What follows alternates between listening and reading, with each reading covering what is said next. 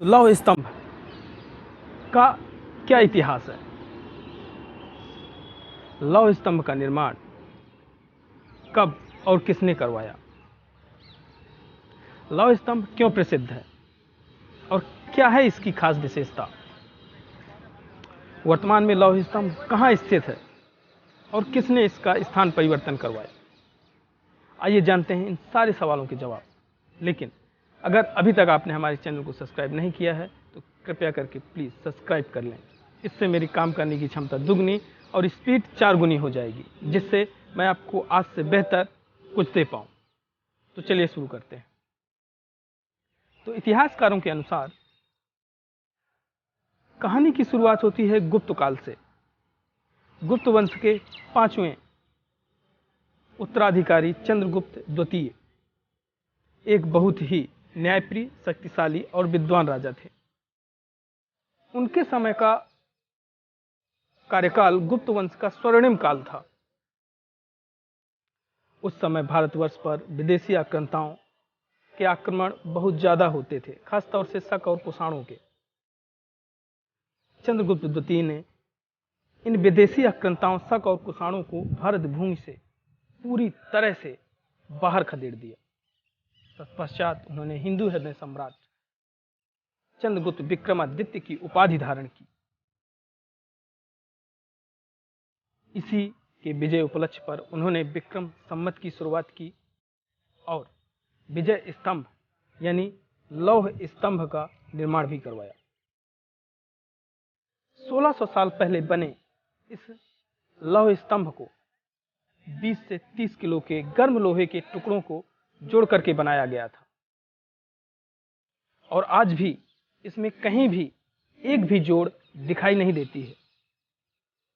और सबसे आश्चर्य की बात यह है कि हजारों सालों से वायु, धूल, मिट्टी और वर्षा का सामना करते हुए खुले आसमान के नीचे खड़ा है और खुले आसमान के नीचे खड़े होने के बावजूद भी इसमें एक भी जंग या नाम मात्र की भी आज तक रस्ट नहीं लगी है। शायद यह उस समय की एक अद्भुत कारीगरी थी जो वर्तमान में संभव नहीं है और अपनी इसी विशेषता के कारण यह न केवल भारत में, पूरे विश्व में अपनी एक अलग पहचान बनाए हुए है। बहुत सारे इतिहासकार अभी इस पर खोज कर रहे हैं और बहुत सारे इतिहासकार बताते हैं कि इस पर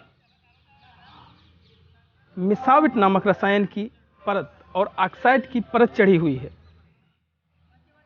जो ऑक्सीजन और हाइड्रोजन के मिश्रण से मिला करके बनाई जाती है, जो इसे जंग या किसी भी धातु विष से बचाती है।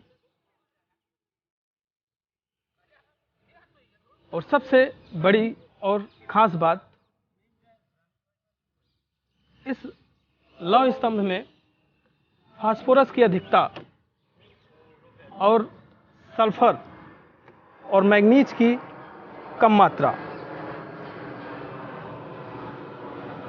का सटीक अनुपातिक प्रयोग उस समय की प्राचीन टेक्नोलॉजी का एक शानदार उदाहरण है।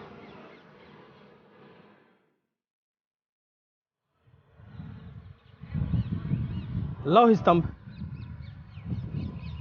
इसीलिए न सिर्फ भारत में बल्कि पूरे विश्व में इस अपनी खास वजह के लिए कि इसमें एक भी आज तक हजारों सालों से धूल, मिट्टी, वायु और वर्षा का सामना करते हुए अभी भी खुले आसमान के नीचे खड़ा है और आज भी इसमें रस्ट और एक भी जंग नहीं लगी है, जिसके कारण यह आज पूरे विश्व में प्रसिद्ध है या फेमस है।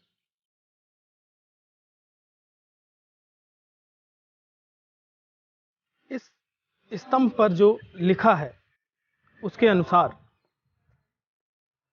इसे मथुरा से विष्णु पहाड़ियों के ऊपर स्थित विष्णु मंदिर के सामने इसे ध्वज स्तंभ के रूप में लगाया गया था।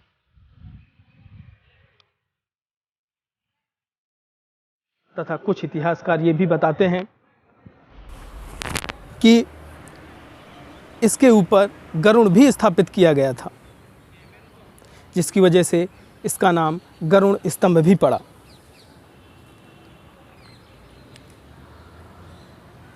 1050 में तोमर वंश के शासक अनंगपाल, जिन्हें दिल्ली का वास्तविक संस्थापक भी माना जाता है, ने मथुरा से दिल्ली ले आए और इसको दक्षिणी दिल्ली के मेहरौली में 1150 में इसको स्थापित करवा दिया। और यहीं पर उन्होंने लाल कोट का भी निर्माण करवाया और यहीं से वो अपने पूरे राज्य का शासन भी चलाते थे। मैं आपको थोड़ा सा इसके बारे में दिखा देता हूँ कि इसका परिसर कैसा है। देखिए दोस्तों, ये इसका परिसर है, जैसा कि आप देख पा रहे हैं, ये इसका परिसर है। ये पूरा परिसर है इसका, और चारों तरफ देख रहे हैं सैलानी आ रहे हैं और इसको देख पा रहे हैं। और सबसे इसकी ख़ास बात यह है कि देखिए, अभी भी ये खुले आसमान के नीचे ही खड़ा है और इसमें कुछ संस्कृत से लिखा है।